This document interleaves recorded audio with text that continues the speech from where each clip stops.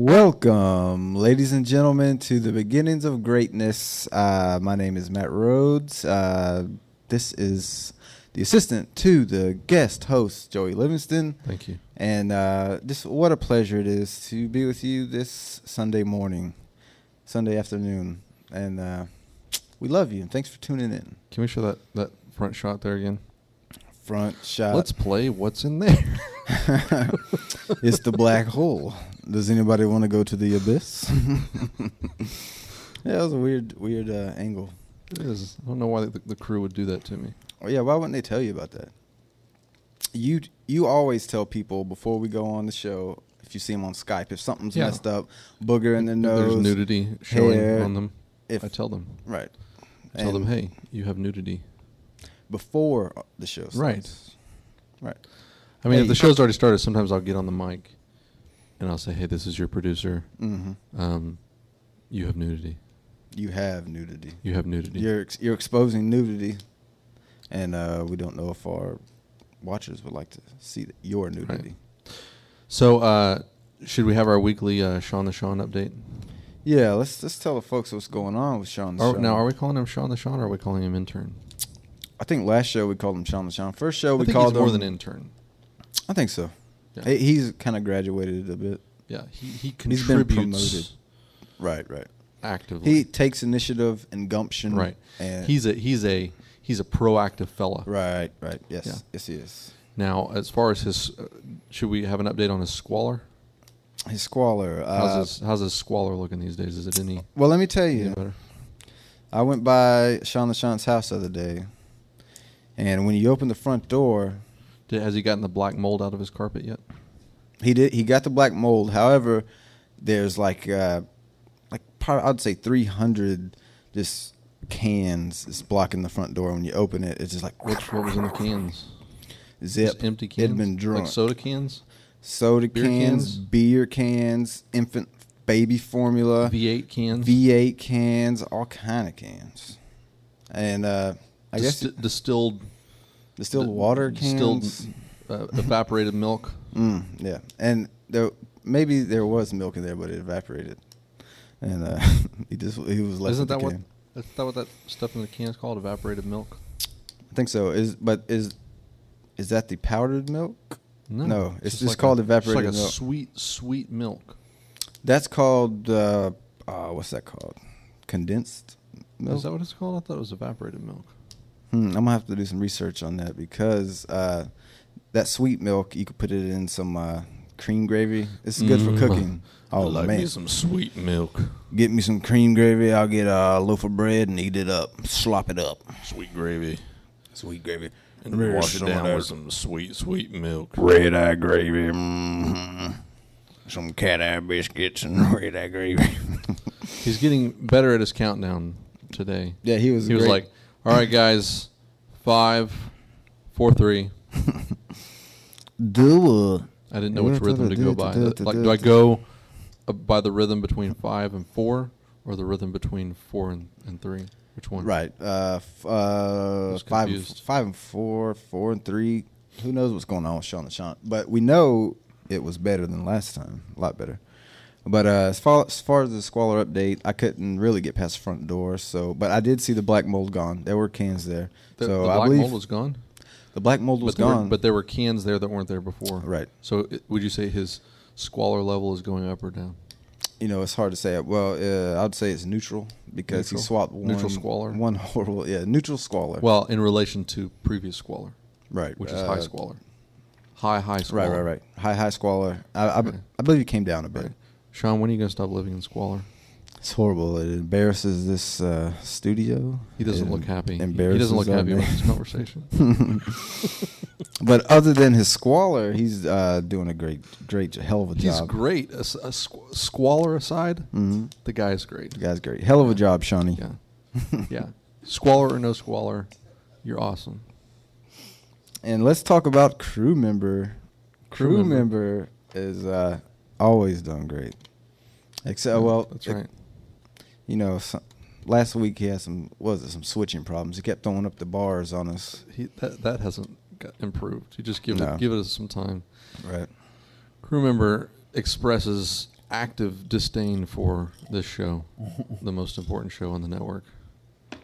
It seems like he just lets his hair down during our show. I would say. Yeah. I would say. Lets it hang on down. You just wait, folks. He's doing good right now, but it's not going to last long. Now, how was your week, Joey? I like to ask you this question. Do you ask me that question because you don't have anything else to talk about? Of course not, because our audience is curious about your week. I don't know if they actually are.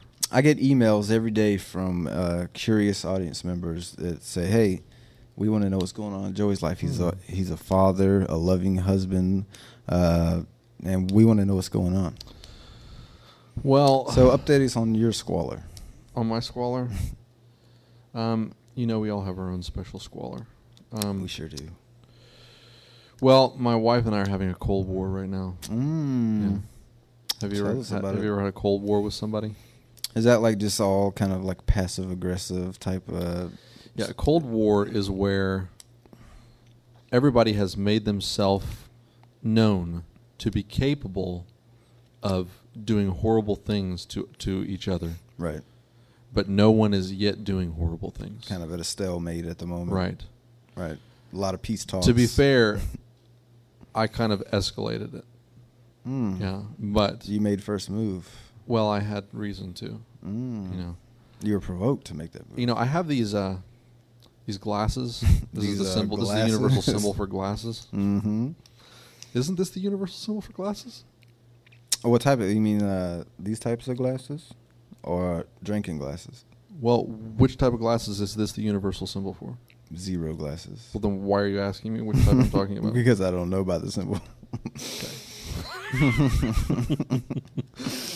So, I have these glasses. Right. Clearly. They're called Contigo. That's the brand, okay? And I'm doing this because you hold them like this, and you can tip them without spilling them. Like a sippy cup. But here, on where my fingers are doing this, there's a button. And so when you hit the button, what happens? Fluid comes out. Anything that's in it comes out if it's tipped. Otherwise, nothing comes out. Right. It's very great glasses for working by a computer or anything that doesn't need to be spilled upon. Right. Stuff that needs to stay dry. Yeah. So they're keep it dry. They're more expensive than the average glass, but worth eliminating spill risk. I can see that. They're also useful for threatening people to put water upon them without actually doing it. Nice. Okay. I might have to get me one just for that. And when I got my Contigo, I got into the habit of doing what I call christening my wife. I christen her. Nice. Yeah, which means just to splash a little, just a touch. Maybe of water. Baptize her a little Baptizing, bit. yeah. Nice. Yeah. I use the term christen because I am no longer a religious fella, so to speak. I'm a theist, but I cling to no christening doctrine. is kind of like a Catholic type of thing for infants, right? Don't they use that word? I'm going to go to little Jimmy's christening. Right. Yeah. Yes. So it is it is another word for baptism, but it is also the word that you use like when you are like sending a ship out, crashing like champagne on a boat. Right. That's christening. Right. So from time to time, I will christen my wife based upon good things that she did. Mm-hmm. Like one night she cooked a good meal, and I was like, "That was a great meal." I need to christen you as a good cook. And so she didn't like it, but I felt it was necessary for it to be official that she's a good cook. So right. I forced it over her head and let just a touch of water. Do you give her another name as you do it? I just said I christen you good cook. Oh, nice. Okay. Right. Yes. And then it's just water in there, or like sticky it's just water. Soda. It's just water. No, okay. I don't. You wouldn't go that far. Pure water is the only way to christen. Right. Holy water. Somebody. All pure water is holy water. That's true. Right. Good observation. So like one time I christened her as what was it? Oh, I can't remember. Last night, I christened her as a good joke catcher because I played a joke on her. And she caught it. And she caught me playing the joke. She sensed that I was joking with her. Right. So I was like, "Wow, great! You're really picking up on my jokes now. Mm-hmm. I should christen you as a good joke catcher." So, I was holding the water, and she was getting actively mad at me. Oh, okay. Because she did not want she didn't want that water on her. Nobody does. Right. Well, it's a christening. It's an honor. And I explained it to her. I explained this to her. I said, honey, this is an honor. At a christening, people expect water. This is a compliment. Right. To be christened. Absolutely. Like, I'm not just telling you you're a good joke catcher. I'm not christening you. It's not just some comment you're making. This is performing a ceremony. Honored, respected tradition. Right. Christening. And she should appreciate that. She didn't appreciate it. That's how I saw it. Right. See? Fist bump. We get it. We get it. Oh, were we supposed to explode? Yeah. This blows up. Okay. She didn't get it. And she still doesn't get it. And she was getting actively angry with me. She said, you put one... She said, these were her words. You pour one drop of water on me, and you will not get any sleep tonight. Whoa. Threat. Yes. Threatened you. Right. Yeah. And completely unnecessary. That was hostile. Right. For someone to be performing some type of nice gesture, and then that person receiving the nice gesture. It was outright disrespectful. Right. Yeah. I can see that. I can see where you're coming from. Yeah. So, but what I try to do when people get angry with me is I try to look past the anger and understand where the anger is coming from. Where they're coming from. Right. It's just a little... I've matured to a place to where I can see past the anger. Right. See through it. Right through it. Right. So what I saw behind this mask of anger that my wife was putting forth was that she did not want me to pour water on her. Right. I perceived that. Yeah. So you saw it. So I was sensitive to that. I'm a sensitive husband. Right. Okay. So I said, okay, and I put a little bit of water on my hand, and I just rubbed it across her forehead, and I said, then I anoint you, good joke catcher. Right. She didn't appreciate that either. Disrespectful. Can you explain this, why somebody would reject such a compliment? I can't. I even worked with her. I worked with her. I made a compromise. And she said, you are not going to get any sleep tonight. 0 sleep.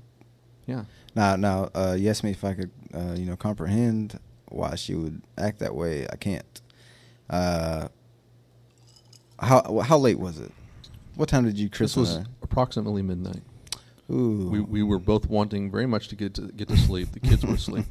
Right. So, I didn't understand the reaction, and I didn't feel that I was deserving of being kept up all night. No.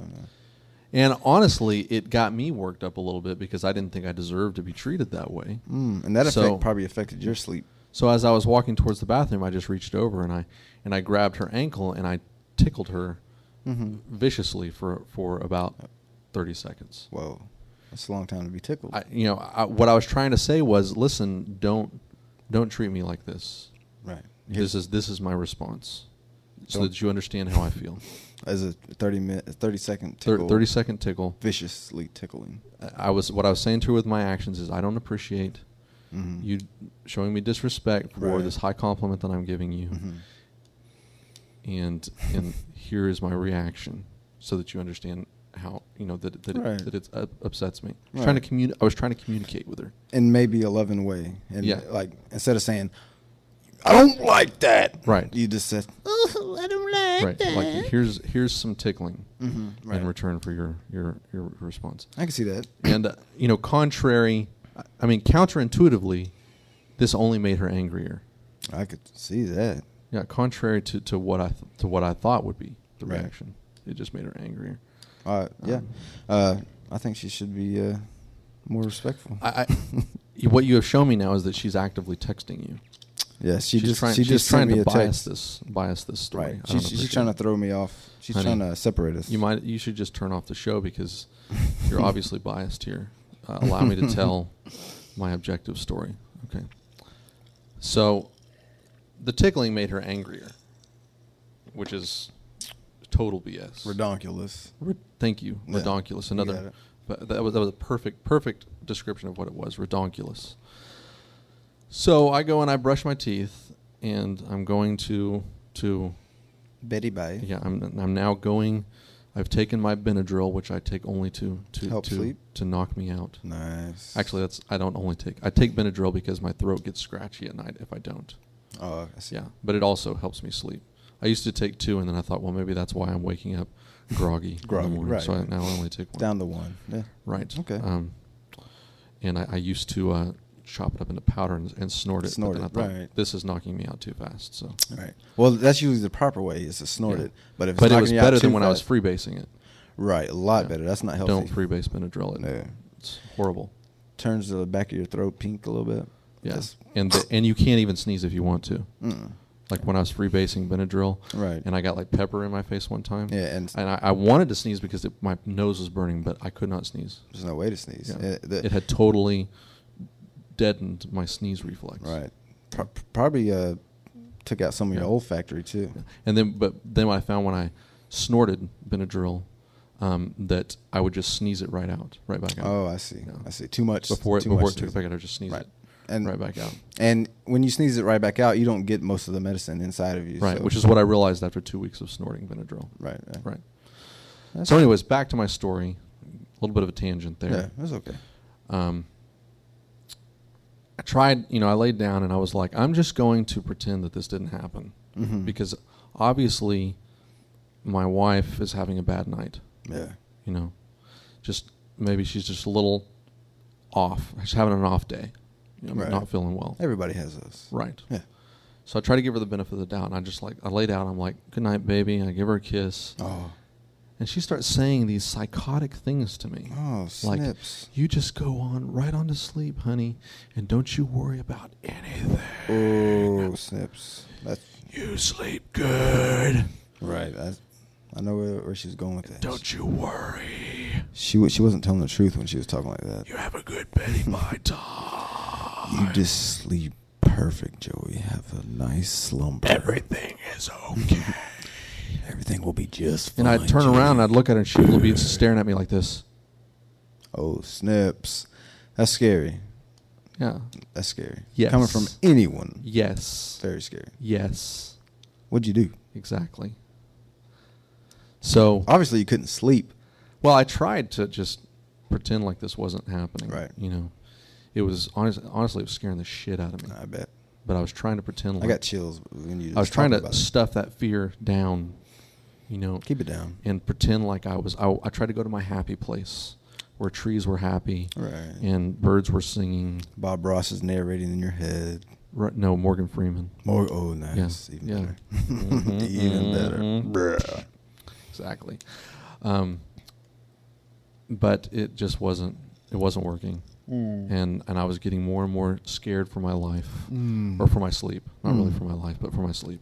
Right. And so I said, I have got to do something about this. I've got to take matters into my own hands. Right. So I grabbed my Contigo cup again, and I rolled over, and I held it over her. Ooh. And I said, honey, I love you. Right. But I need you to tell me right now that you are going to allow me to sleep and not play tricks on me, right, for the rest of the night and into the morning. Mm-hmm. I need you to tell me that so that I can feel better about sleeping. Right. Because, first of all, I have never played a trick on her while she was sleeping. That's cruel. Just cruel. Never ever have I done that. Right. I've never crossed that line. But she was making me feel like she was going to cross that line. She was going to be the first one in the relationship to cross that line. This is the Cold War nature of what was happening last night. I felt like it was going to escalate to a bad place. Right. Yeah. So, I told her, I said, I need you to promise me this. And she would not promise it to me. Ooh. And I just, she kept pushing my hand away. Ooh, physical. From her. It's getting physical. Like the nerve, That'll pushing it away. That'll just like, girl. Usually when somebody touches me, like you don't get physical with me. Space. You are crossing the line, girl. That's a threshold that most I people wasn't don't touching need to cross. her. I was just holding a glass of water over her. Right. You were just the vehicle. Right. For the water. And she was physically apprehending me. Snips. Pushing my hand away. Uncalled for. And I said, don't you do that. Did she get the message? Dare. do that. Right. And don't you dare do that. I did. I said, you get your hands off of me. Right. Yeah, I would have said the same And thing. she kept just pushing. She just kept pushing my hand away. Why does the screen say "What would love do"? This has nothing to do with this story. What? Let's get rid of that. What would love do? The screen says "What would." That's pretty funny. Nice little mosaic. Put that back up. That's it. Hold on. Let me readjust that. Switch.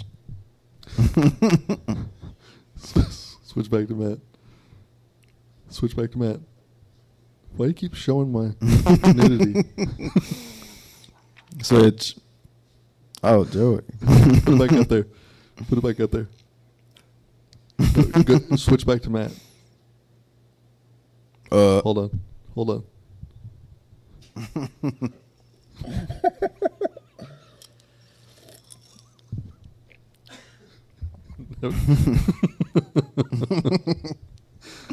All right, guys. So I told you this was going to happen. Right. Crew member, he doesn't give a crap. Crew member doesn't care. Now, if he would have done that on The Place or Reflections or William Langle or Alan Darley, right, what would have happened? It would have been just chaos. Well, it probably would have been appropriate on William Langle's show. It would have been funny. So, anyways, back to my story. They're getting a kick out of it. All right.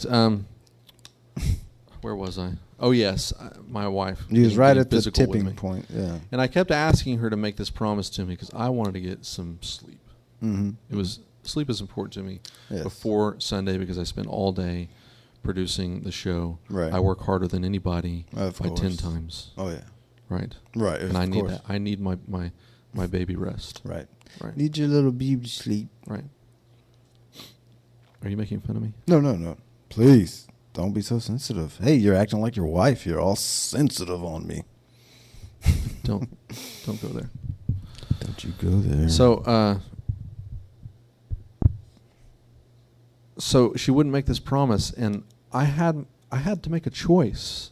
I had to make a split decision. I'm not saying it was the right decision, right, but I'm saying I was put in a very difficult position, and I was faced with the possibility of not getting sleep that night, and I had to decide whether I was not going to pour water on her or pour water on her. Oh, use that because she was not taking my request seriously. Right. And I needed to control her in this moment to make this decision. Right. Right. I want to know what happened. And she was not having it. And so I kept saying things like honey, don't make me do this to you. Whoa. And I don't want to do this. Right. You're making me do this. You're making me. Right. You are making me do this. Right. And she just kept ignoring me. Jeez, what can you do then? We're in the pitch dark, by the way. I mean, she can see the silhouette of my hand. Right. I can see her not doing anything except Right. pushing my hand away. And she's kind of closing her eyes and trying to ignore me. And I poured the water on her. Oh, just a little, snips. another squirt. This This was not a christen. This was a flat out. Jip, You jip, jip. have really upset. You have upset your husband. Now you're getting it. Mess with the bull, get And- the horns. Well, I wouldn't say it so harshly. I'm Hey, just that's saying what happened. Your husband has to have a response. Yeah. Can we censor that pin the next time he sticks it in my face, please? So, what would you think her response would be? You mother bleep bleep, Joey, what are you doing? I told you not to put that water on me. Now you're gonna get it. It was something like that. Something like that. It wasn't quite as Dramatic. my wife is a little more restrained than you are. Right. But it was something close to that. She, she lost it. Ooh. She came unglued. Oh. And she got out of the bed and she went to the bathroom to dry herself off. And I'm listening real closely. to what she's doing in the bathroom, because I don't want her coming out with some sort of crazy some big tub of shampoo water bottle or the bathtub. Right. The whole sink. There's no telling what's going to happen. Smother you with the shower curtain. You never I didn't even think of that. You never know. Now I'm going back in my mind and I'm thinking that scares me. Could have been worse. Yeah. Right. So she comes out. She doesn't have anything, but she says, if you think you're going to get a wink of sleep tonight, you can think again, Buster. She called me Buster. Buster, Matt. I believe she was mad enough to call you Buster.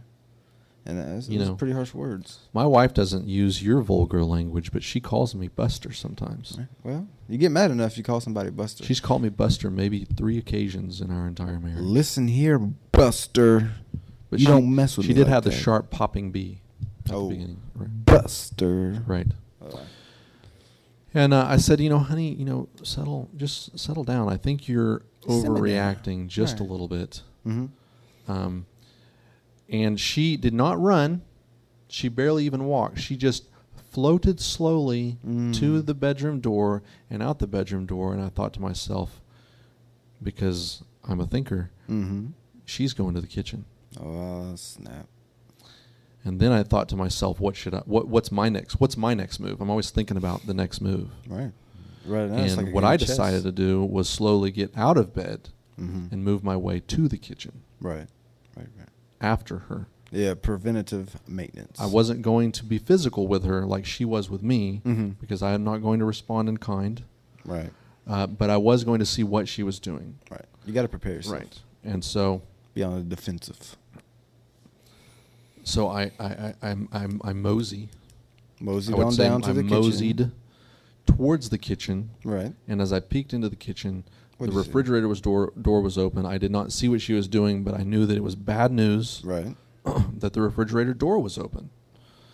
And it slowly closed, and in her hand was a bottle of chilled bottled water in a cheap plastic bottle that could have been popped with, just a furious squeeze of her hand.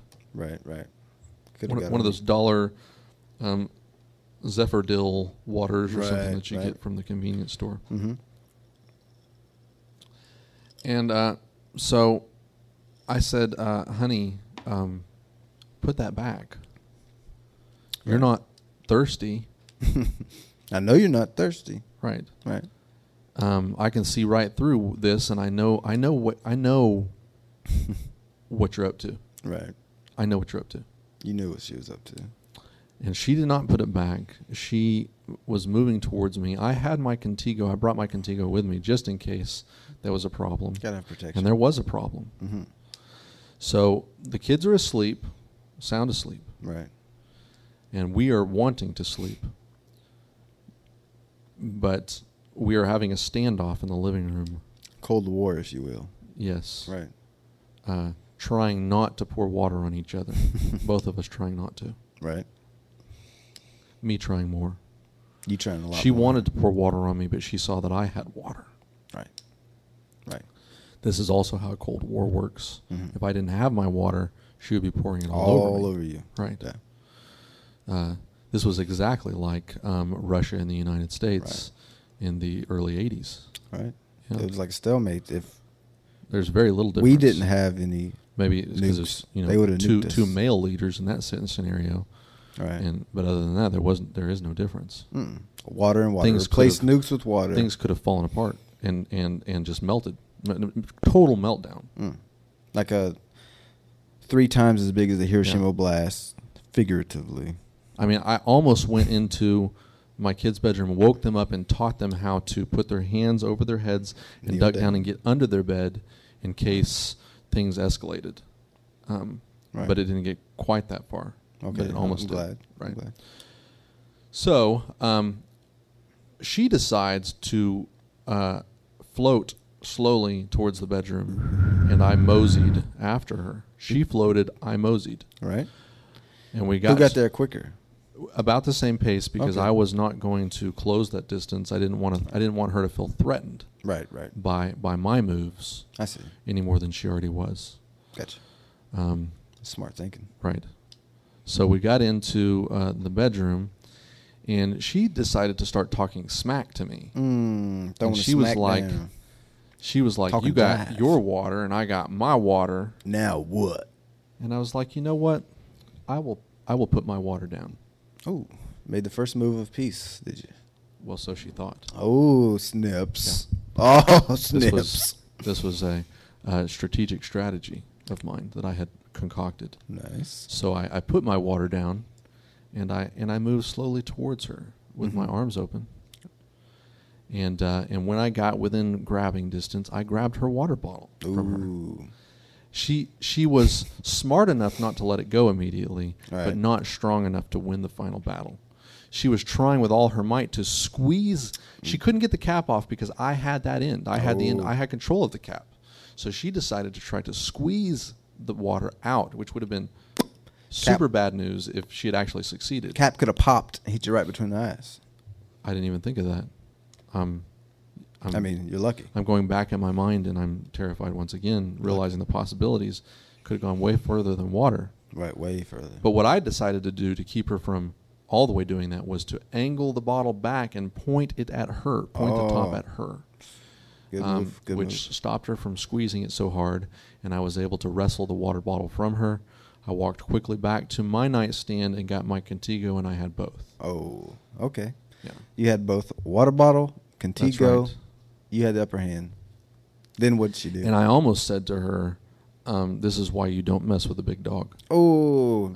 But you should have said. I thought smarter than that. It would have been made for a nice story. This is why you don't mess with the big dog, lady. But the moment you get cocky in a fight, that's when you start losing. That's when it turns around. Because you just make the other opponent matter. Right. The object of a good Cold War is to win the battles, but make your enemy feel good about themselves, and it diffuses the anger. Right. Win the battles, diffuse the anger. That's so you don't get nuked. That's how you want to have a good Cold War. Watered, sprinkled, right, crinkled.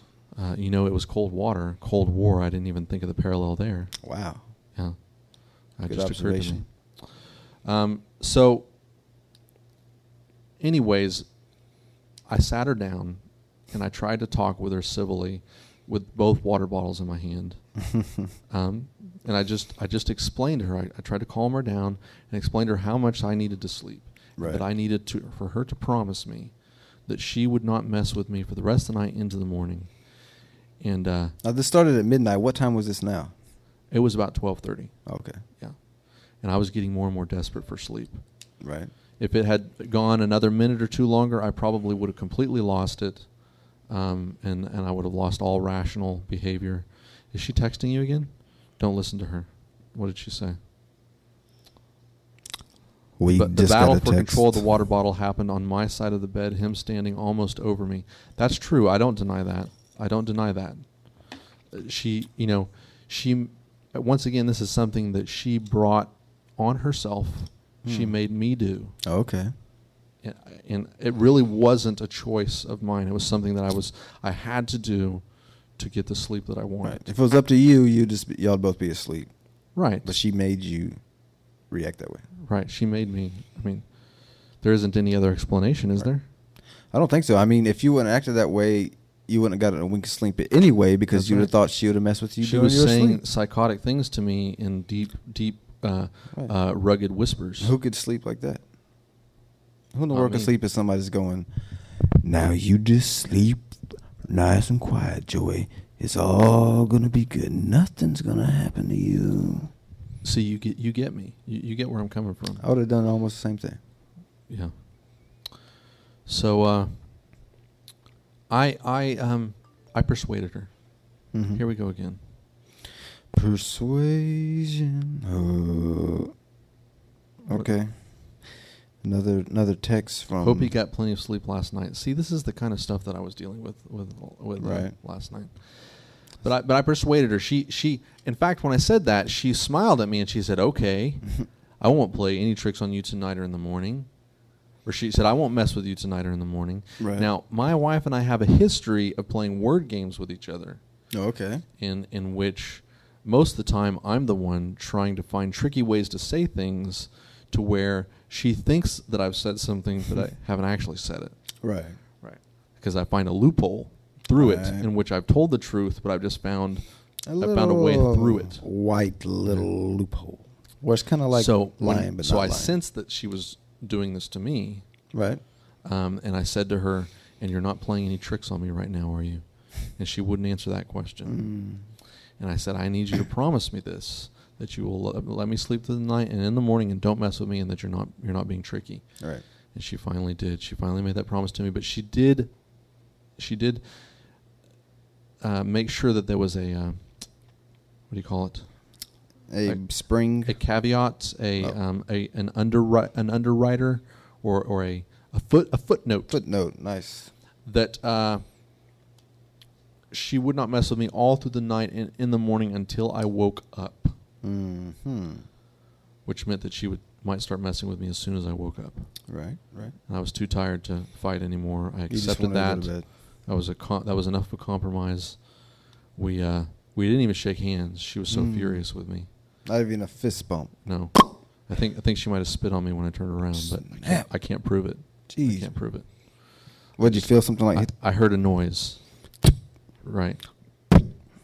Yeah. It was a Oh, that's a spit. It could have been anything. Spit. It could have been anything. Maybe she stumped her toe. Maybe. Maybe she had a headache. Right. Right. Could have been anything. And then she said, "I spit on you," but it could have been anything. Right. So we went to sleep, and that was the highlight of my week. That sounded pretty awesome. A Cold War can be awesome, especially when it's not deadly. Yeah. It sounds pretty fun. I may try to stir up one of my own Cold Wars. Maybe with a stranger. Yeah. The key is to do things to people that they don't want to be done to them. All right. I know how to do that. Right. I'm skilled in that art. Right. But yeah. In the early 80s, it was launching nuclear bombs at them. Right. These days, it's stuff like pouring drops of water or rubbing a moist finger across their forehead. Yeah. Or flicking rubber bands. This all started from me taking a moist finger and rubbing it across her forehead. Oh, that's how it started. That's what set her off. I christen you, boo boo boo. I christen you, good joke catcher. All right. Yeah. She caught me in a joke, and I was complimenting her with a moist finger across her forehead.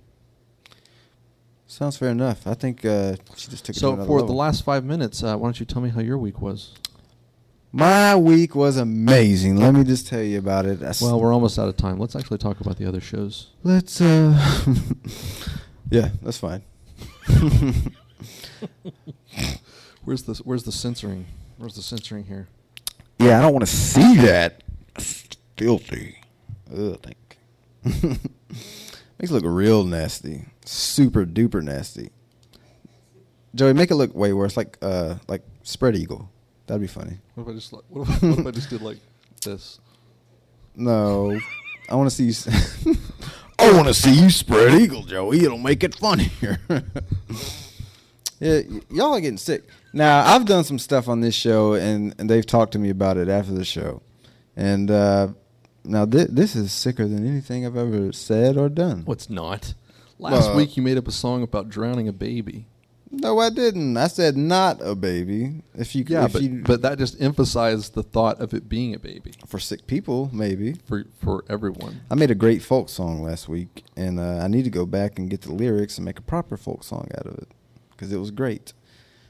And y'all are on here blurring out microphones and black holes with hair on it, and it's filthy.